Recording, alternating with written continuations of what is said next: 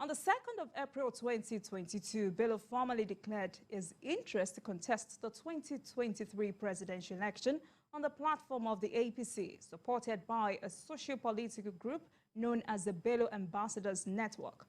Bello lost the APC presidential primary on the 8th of June, having scored 47 votes to place 5th overall. Asiwaju Bola Ahmed Tinubu won the primary election to become APC presidential candidate for the 2023 elections. But that did not dim the shining star of Governor Bello, who was in August appointed into the Tinubu Shetima Presidential Campaign Council as the National Youth Coordinator. Yahya Adoza Bello, a businessman, politician, and the youngest governor in Nigeria, is an alumnus of the Ahmadu Bello University in Zaria. I am now joined by the Governor of Kogi State and National Youth Coordinator of the Tinubu Shetima Presidential Campaign Council for more discussion on the race to the 2023 elections. Thank you very much for joining us, Your Excellency. Thank you very much. Good evening, Nigerians. Good evening, viewers across the world. And thank you so much for inviting me for this maiden edition of Politics Tonight on this wonderful platform. The party appointed you as the National Youth Coordinator of the Tinubu Shetima Presidential Campaign Council. How successful do you think you can be, given that Asiwaju's rival, Peter Obi, appears to be enjoying so much support of young people? Thank you very much. I sincerely appreciate this opportunity once again, and I thank the Presidential Campaign Council. Specifically, I appreciate Senator Bola Ahmed Tinubu, our next president come 2023, inshallah, for appointing me as the National Youth Coordinator for the Bola Ahmed Tinubu Shetima Presidential Campaign Council. Thank you for that. Now, we are talking of issue of Nigerian youth and another political party flag bearer enjoying the support of some youths. Yes, quite okay. I appreciate the fact that Nigerian youths today are waking up. We are politically conscious and ready to take the bull by the horn, beginning with my contest, and of course, losing to the champion, our leader, and the master tactician. First of all, our leader has an eagle eye for quality, for stuff, for standard, for success, for victory. And that was why he appointed me. I haven't seen how much support I'll galvanize across the country. And of course, with my support and successes as far as Kogi State administration is concerned in various forms. And we share the same view, same philosophy. And if you recall, my mantra was hope 2023. And today we have our leader renewing that hope for 2023.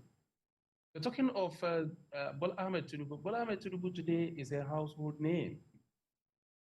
He is not seeking to be popular.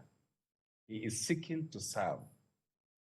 He is seeking to replicate the successes, the achievements, the movement that he has brought about in terms of politics, administration, management of human and other resources, including finances, that he was able to bring Lagos from where it was in 1999 to where it is today. He is simply seeking to come and mentor with the younger generations more. Take a look at all the candidates that we have today who have been able to mentor younger generations across board, not only in Lagos alone. Younger generations see that quality in him. And with my support, with the support of God Almighty, first of all, and that thing, that quality, that stuff, that good governance that Nigerians yearned for years, for decades. We have seen that our leader, our presidential candidate, Bola Ahmed Tinubu, and Kashim Shetima are going to bring it on board. So looking at the backgrounds of all of the candidates, you know surely that Senator Bola Ahmed Tinubu so high than any other one. Yes, you talk of the other candidates, yes, we know that the movement is more or less like NSAS movement.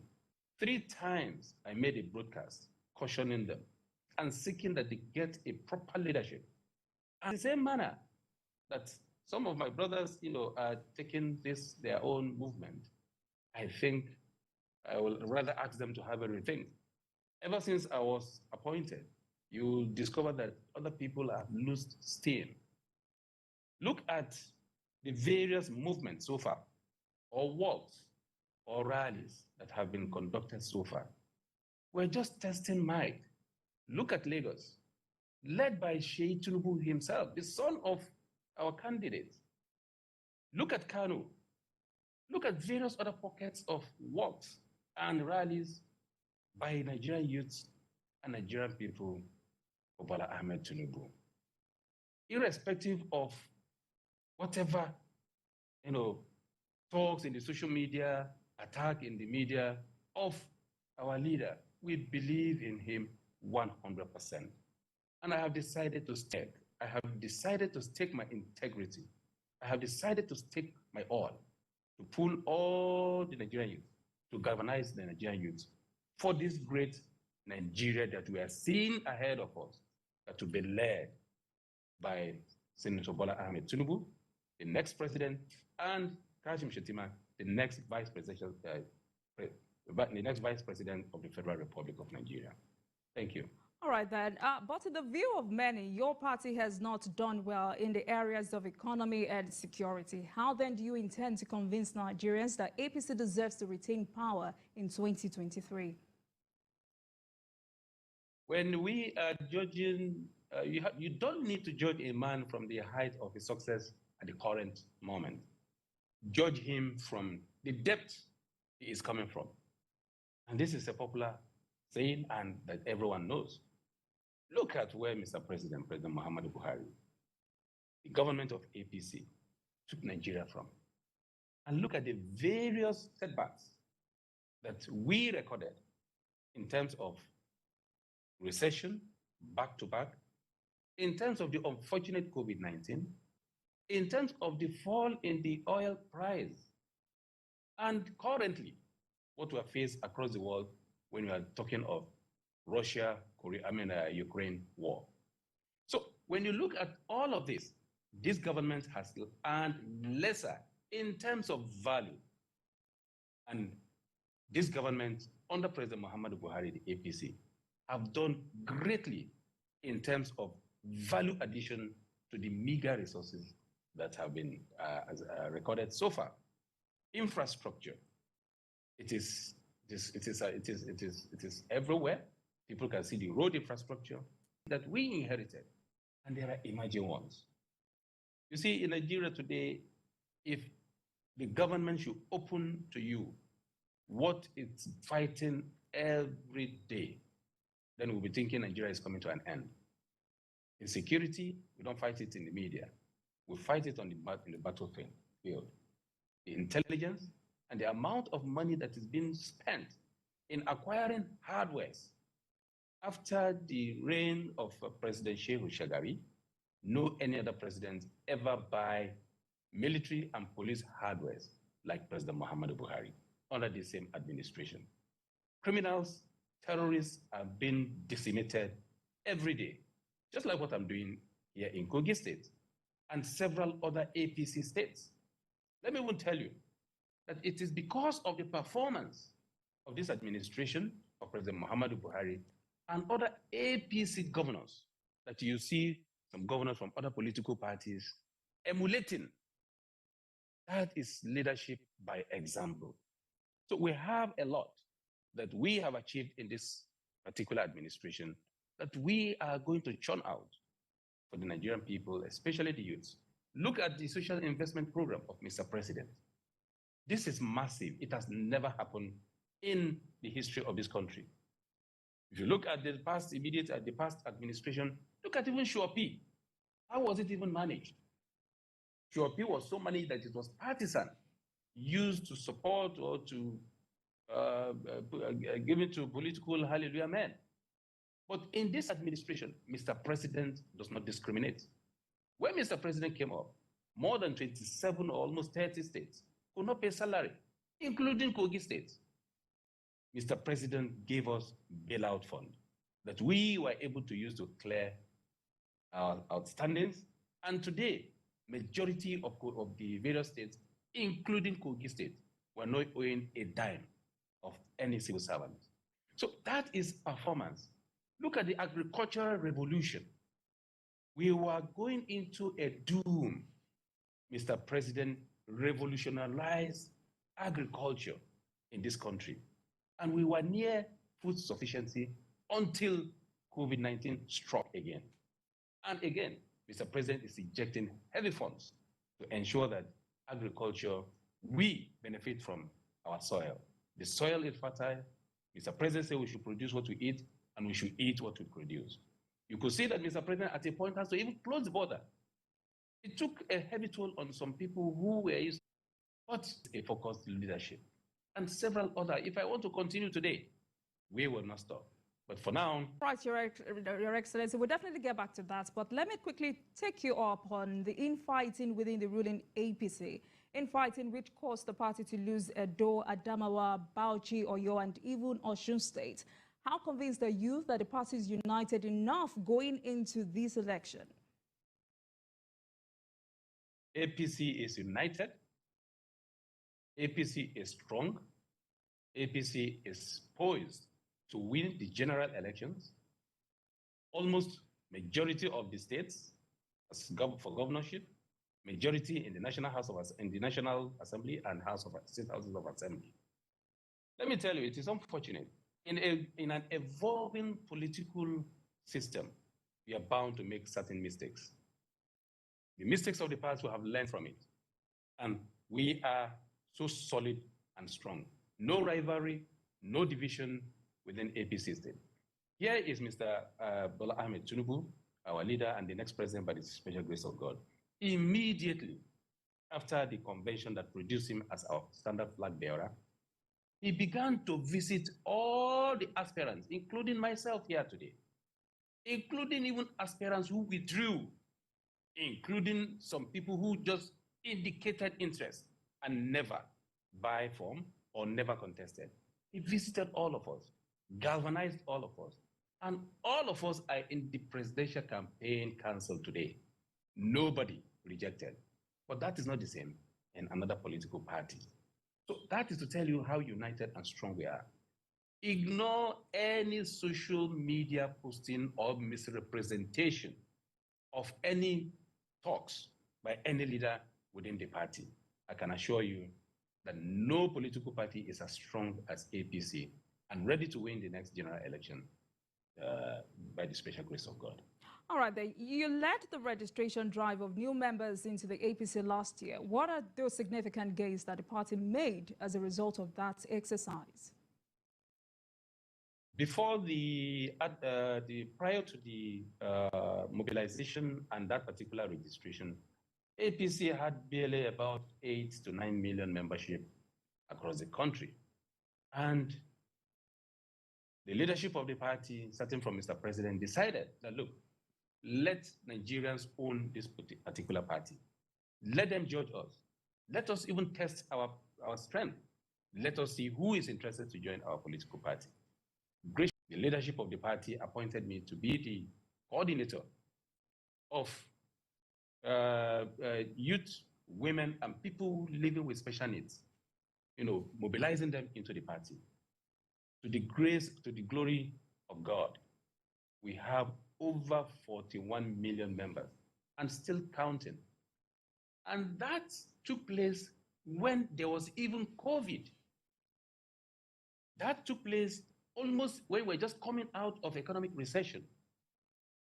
That took place in the midst of emerging security threats in this country. But because Nigerians believe in the performance of President Muhammadu Buhari, because Nigerians believe in APC, because we know, the younger generation know that that is the future.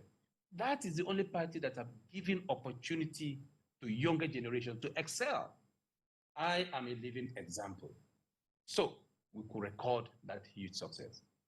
Now, mobilizing youth across the country for this 2023 election. My dear sister, just wait, get ready, and we shall celebrate after the victory by the special grace of God. All right, now let's go back to the party's presidential candidates. What does Tinubu has that other 17 candidates do not have? Experience, knowledge, empathy, tenacity, patriotism, management, good management of resources, including human and natural financial resources, empathy, and penchant for greatness. He has been there and has seen it all. This is a man who has fought for K.O. Abiola and of blessed memory and others. So this man has seen it all, the connection and everything it takes to make a country great. So these are qualities and many more. This is a man who will turn 1 naira to billions. This is a man that will create oases in the desert. So we should simply be rooting for him, supporting him. Let us be enthusiastic. Let us be excited. And so give him all the necessary support towards these general elections. And Nigeria will never be the same again. Let's get back to your state now. I've been privileged to see the reference hospital in Okene. What drives your keen interest in healthcare delivery? Thank you. I used to give her the best of health treatment, even long before I became governor. And before she left, she simply, asked me that, look, all these quality healthcare services you're giving to me, please, I should ensure that I give it to the people I govern, which is the people of Kogi State. And that was an inspiration for me. We quickly zero in. The edifice you see and all its equipments are all within 2 years. In fact, barely 2 years that we commenced that. In fact, we started when the COVID-19 struck. And today we have that edifice. Not only that, we have almost equal to that standard in other 5 points across the state that dotted around the 3 senatorial districts in the state. So, not only that, we have mobile clinics that you can carry out operations in form of ambulance and the rest. Not only that, we have health insurance scheme called Bello Care, whereby once you enroll, you don't need to have, the paying for all of your bills and whatever. Everything is contained in a healthcare scheme that we have rolled out in Kogi State. Our quest is to ensure that medical tourism outside the state and outside this country is completely eliminated. We are spending billions upon billions of naira and dollars outside seeking for healthcare facility. I want to assure you that you don't need to travel outside the country again. Just simply come to Kogi State. You have every healthcare facility, the latest cutting-edge technologies, equipment, and facilities here in Kogi State. And we have the personnel that are currently going world-based, training that will come and help us man these facilities across the state. And even the healthcare scheme that we have in Kogi State is not just limited to Kogi State alone. Anyone across this country can enroll, and you can be rest assured that you have your healthcare taken care of here in Kogi State. Of course, we all know that health is wealth. Once you're healthy, the economy will be healthy, and you'll be able to live a longer life. We want to live long, we want to live healthy, and that is why we are taking to this. Not only on healthcare infrastructure alone, several other endeavors and areas of our lives.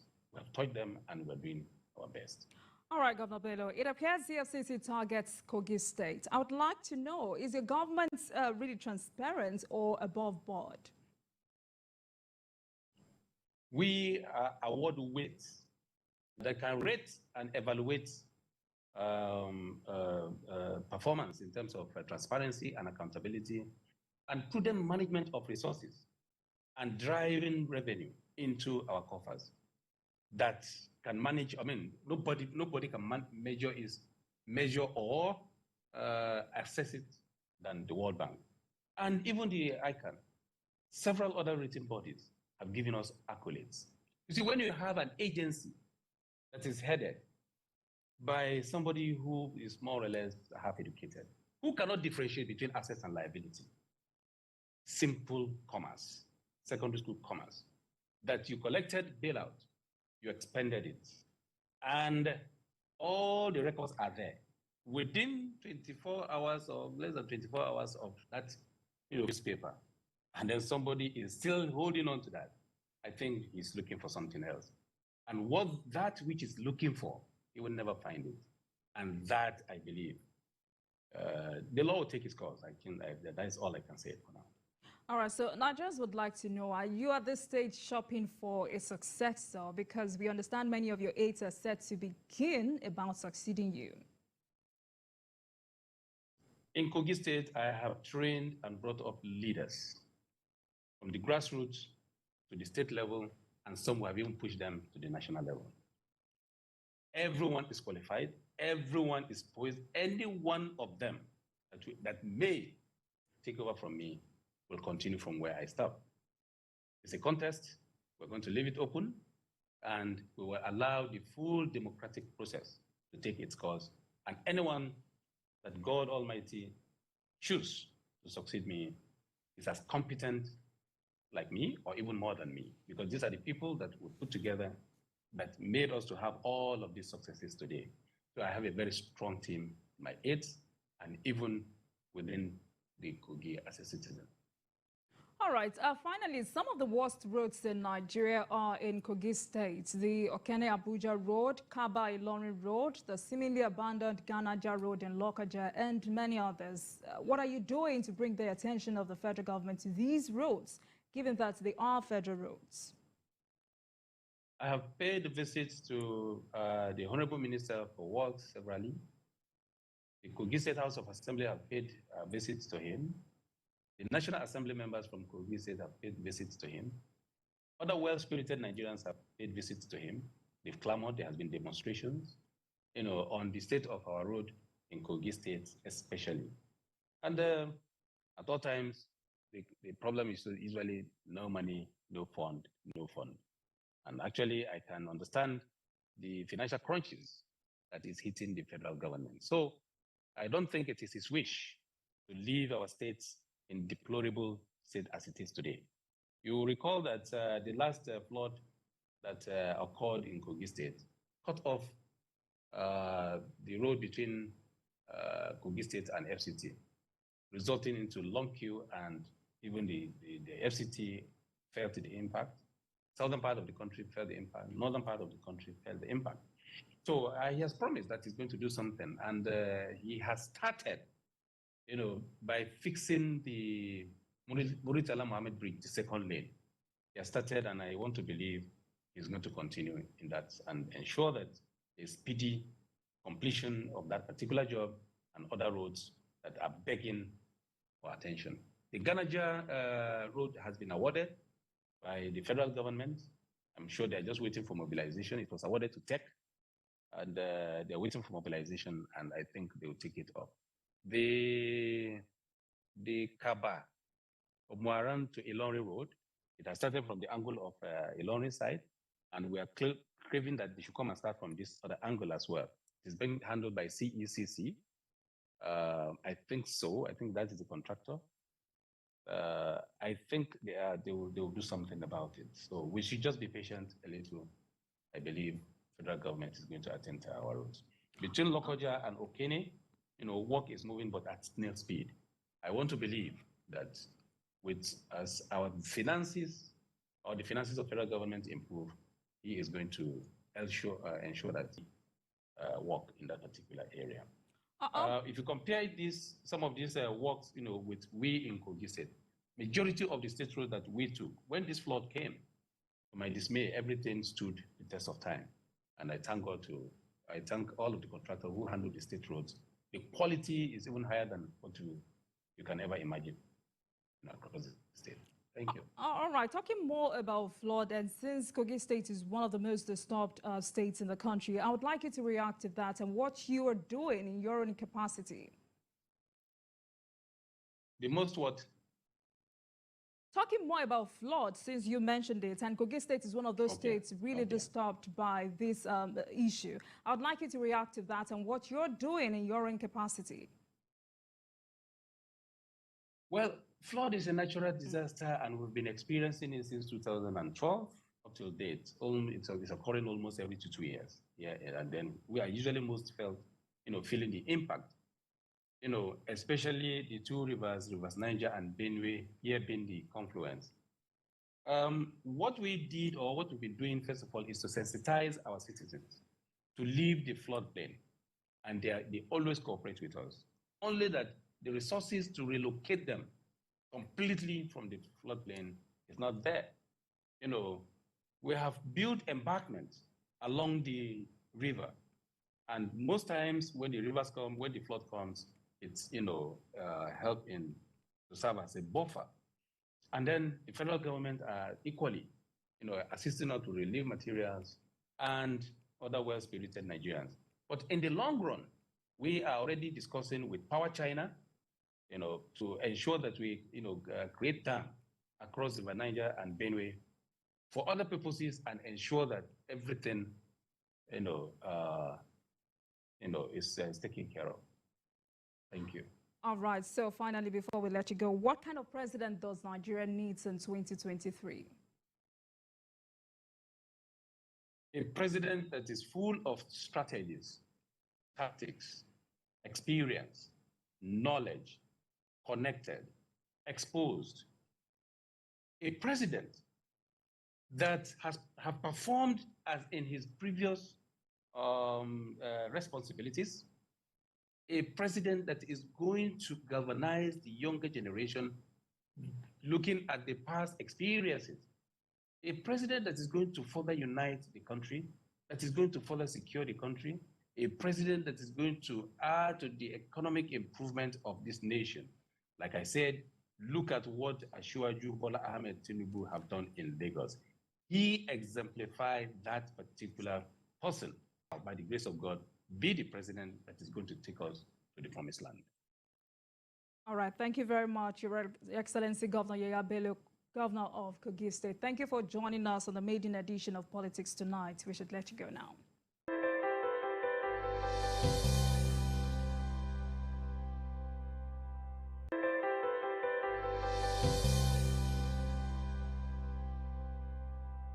Welcome back. You're still watching Politics Tonight, digging beyond the headlines.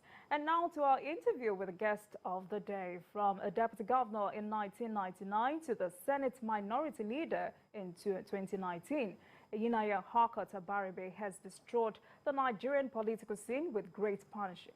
Senator Abaribe became the deputy governor of Abia State in 1999 following election of Orji Uzor Kalu as the governor. The one tenure was characterized by 3 attempts at in 2000 People's Party, ANPP, but lost to Kalu.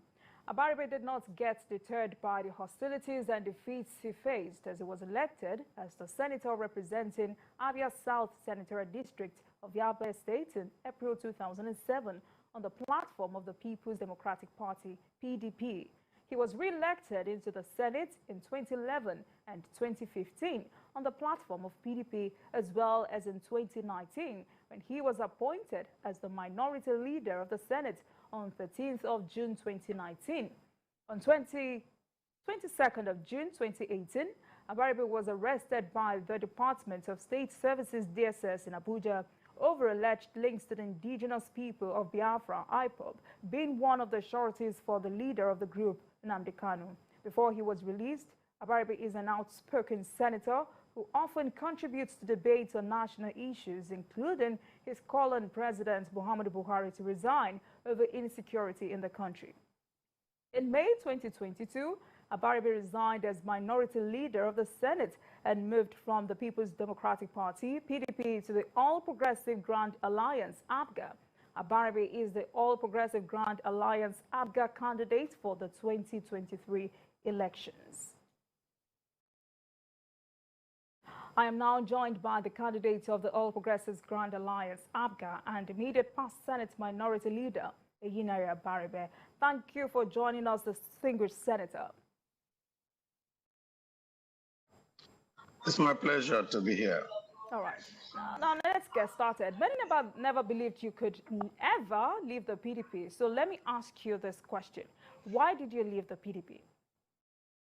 For leader, we had rules that the party in Abia State did not follow.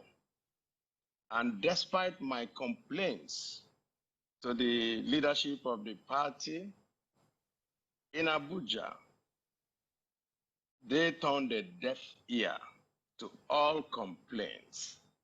And having gone through all this throughout our political career, this matter of impunity by party officials and those who claim that they own the party, I decided that we need to go to where we will be able to show that winning elections is not on the basis of a party, but on your own personal merit. Because the impression was being given that we needed to be in this big umbrella to be able to win. And so we were being treated with disdain. And you know the number of people that left PDP and have gone to other parties. And so that was exactly what happened. All right, so let's get to the 2023 elections. I would like you to rate your chances, your party's chances in this election. No party goes into an election without intending to win. And so ABGA's chances are very bright, just like other parties, because we're there to win. And our chances are as bright as ever. And we have just this critical now makes everybody in Nigeria know that elections in 2023 will be different. The change in the Electoral Act and the introduction of technology, the BVAS and other things, and the electronic transmission of results, which we fought for on the floor of the Senate and made sure that it was in the Act. And that has given everyone a chance. We all now know that you will win or fail on the basis of the actual votes cast. All right. That's why we think that ABGA will win. All right, Senator Abaribe, People Officer of the National, and many analysts describe this as a grave political mistake. Don't you think you've made a big mistake? On the contrary, it was a great political step forward. Because we needed to teach the upcoming people, the youth, and those who are actually interested in joining politics, that everything is not about position. And so most people thought that because I was the minority leader, if I needed to go to another party, I will find it very difficult. I have to cling on to that position. And it is this clinging to positions and hanging on the bane of politics in Nigeria. And so people are willing and they can do anything just to hang on to a particular position. So I use my resignation to teach a lesson that you can walk away and go do something else. And of course, in 2023, the election is just a few months to go. We will see whether I took the right decision or it was the wrong decision. Yeah. All right, Senator. Now, the national chairman of the APC openly reached out to you to join the APC. I would like to know, why did you opt for ABGA, that many see as an inferior party? Yes, my very good friend and colleague, at the time we were doing his monumental error for me to join a party that has taken Nigeria to the depths of despair. But all I do in my career in politics is to talk about how we can lift the welfare of the people that I represent. And the people in my senatorial zone are part of the people that have suffered in the hands of the APC government. So there's no way I could have seen myself joining those who were taking Nigeria from top to bottom and going from high to zero. It was impossible for me to do. APGA in Abia and in the southeast and other parts of Nigeria are seen as a definite progressive movement for the welfare of our people. And in fact, throughout I was in PDP, every time people talk to me, they say, your natural habitat is APGA. And so it was very, very simple for me to take that decision when they came calling. And I could see that I also had some synergy with them. We are working very, very hard to show that we can put our people first in everything that we do. All right. That's why I joined APGA. All right. So now that you're competing on the platform of an inferior party, are you sure that you will be able to retain your Senate seats? I think I don't get what you said. Did you actually say the platform of an inferior party or like what? many analysts, Well, an analyst may make his decision, make his, I would say, opinion. That APGA is not inferior here. APGA is actually superior in Abia State. And the results will show. All right. So some Abia stakeholders kick against your fifth term ambition as a senator. They say it is not your birthright. Why are you running, distinguished? Well, I can put it this way. Why is any other person running? You run because you want to represent your people. And when your people want you to ask the person, why is he himself also trying to run? In this place, we submit ourselves to our people and we let our people make the decision. And in Abia South Senatorial District, and indeed, in the rest of Igbo land, ask anyone. Like they say these days, go and verify who they want to represent them. Number one, in Abaribe, because they know that I have always put them first. Their interests will come first before any other thing. All right, so your rival for Abia South senatorial seat, I'm talking about Governor, who represented the people for about 16 years now. Can you hear me, distinguished?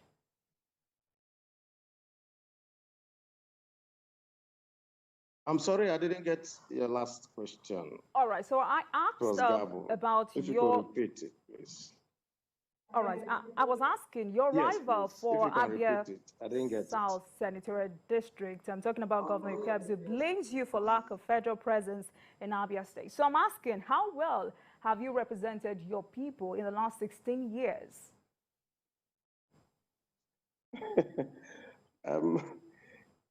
Let me say this. Sometimes our executives make statements that on the face looks like they're making sense, but still a governor says that a legislator will bring federal presence. What does he think I've been doing all along? all the budgets that we put money in the budget to come to this place, is that not what it's supposed to be? Actually, it is the governor himself who has totally abandoned his duties as a governor. And you know the silly part of it, he follows Governor Wike to go and commission projects for which Wike gets federal money in return for doing a federal project. And so why doesn't he do his own and get federal government to refund him the money that was spent? Doesn't Wike have federal legislators? And so it's easy to go around and make this type of statements. I have been representing the people of Abia South, and everything that has come to Abia South has come through me. And so, if you want to check, you go to the polls. And that's why we have been, every time we will challenge the governor, don't run away.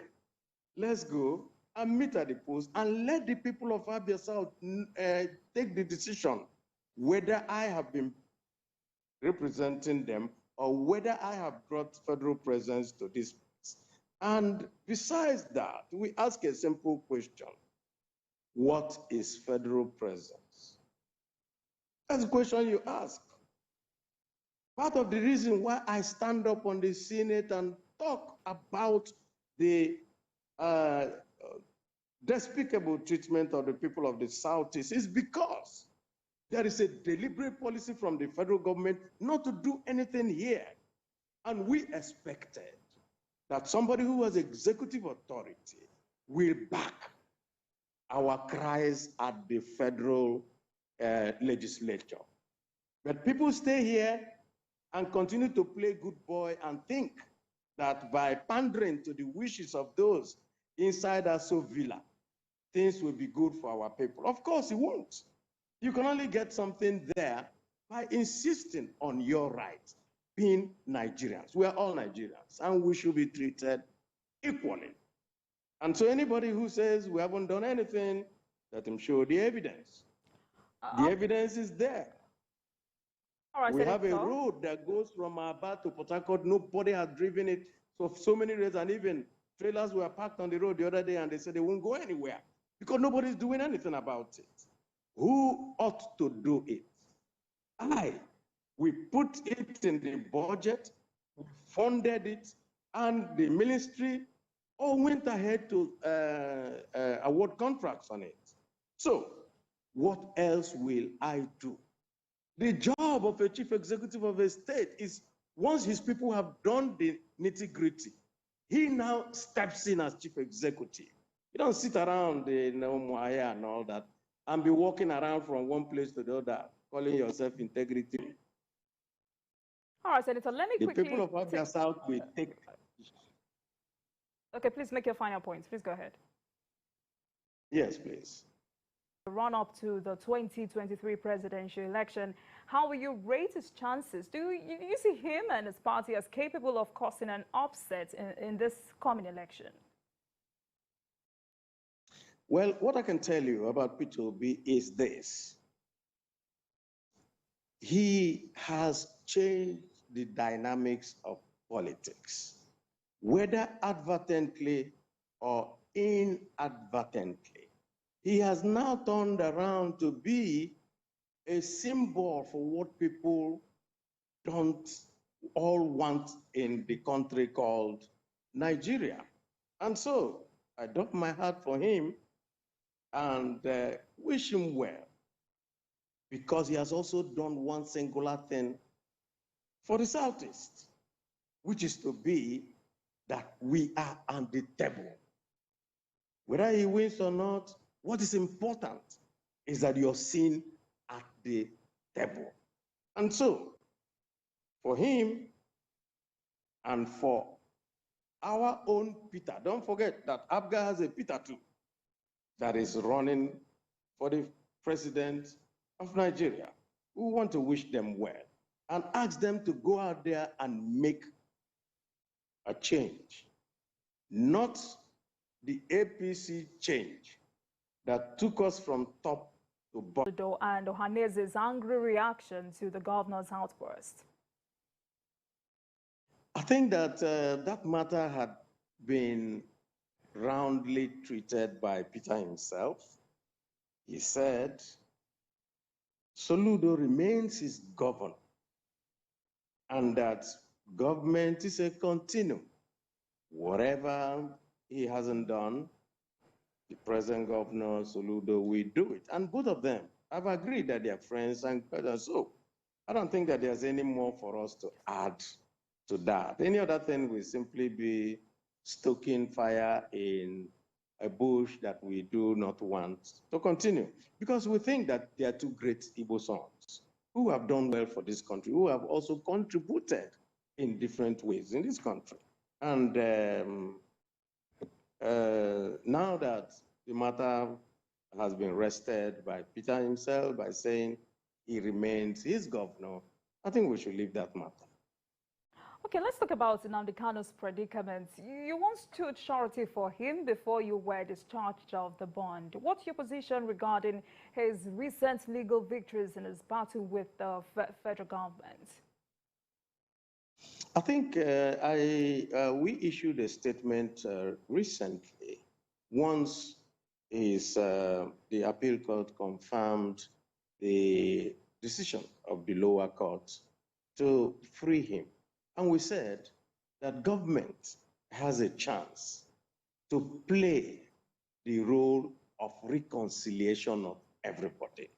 And part of it is to make sure that you also, a government that also says that they want to obey court orders, now want to go back and say, let us go to Supreme Court and so forth. Well, statement imploring the President of the Federal Republic of Nigeria and the government, federal government of Nigeria, that haven't made a commitment that they will go by what the court says. And the court made a judgment and a pronouncement that it should be released. For the federal government to come back again and now talking about discharge not acquitted, acquitted not discharged, and all that type of thing, we think is simply continuing to exacerbate the tensions that are everywhere. Because, as I tell you today, part of the problems we have in the Southeast is also the Nnamdi Kanu matter. Because some miscreants, some people, some purveyors of violence have used it as a reason to continue to perpetrate violence in the zone. And he will be key to any resolution of this unending violence in the area. All right. Do you also share the same sentiments with some persons or analysts who have said that Nnamdi Kanu's detention is the cause of insecurity in the Southeast? I do not think that his detention is the sole cause of insecurity. Like I said, all manners of purveyors of violence and all manners of criminals and all that have used it as a reason to continue to foment insecurity in the area. Excuse me. All right. All right, let's talk about the presidential election now. What impact should we expect from your party, ABGA? And what do you think will influence next year's pattern of voting? Like I said, of voting, because of the Electoral Act and the guidelines that INEC has brought and the things that we have seen, essentially what is going to happen is that every vote will count. And because every vote will count, and because results will be transmitted electronically, And of course, you know how we fought on the floor of the Senate to ensure electronic transmission of voting, which came to pass. And what that will do is that as your voting and the results are being announced in each polling unit, the results are going seamlessly, and anybody in the world can get that result and even do his own calculation. So what will happen is that first, all the bloated figures that we used to see will no longer be there, because the law insists today that you calculate everything on the basis of accredited voters on election day. The courts that used to accept all manners of things that because it was based on number of registered voters are now restricted to doing every calculation on the basis of accredited voters. So we will no longer see those humongous figures coming from areas where you know that there were no people there. So what that now means for each and every one of us is that as results are now going to count, parties like ABGA and the other parties will now be very sure that whatever showing that they make is actually what their people will get. Yes. All right. Thank you very much, Senator Inaya Abaribe. We have been speaking with the immediate past minority leader of the Senate and the senatorial candidate for Abia South District. Thank you for joining us on the program today.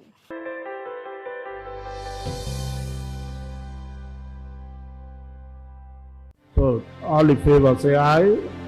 Those against, no. The ayes have it. What do you know about the legislature, its role in governance, and as one of the three arms of government? Lagos Parliament is here to bring it to you as it is. Here to bring you every detail you need to know about the legislature in Africa's most populous city. On Lagos Parliament, you get a chance to meet the lawmaker of the week. Events are critically reviewed. You can also observe plenary in Yoruba language. I am Abimbola Agbebi. Join me every Friday at 9 p.m. as I take you through the activities of the legislature.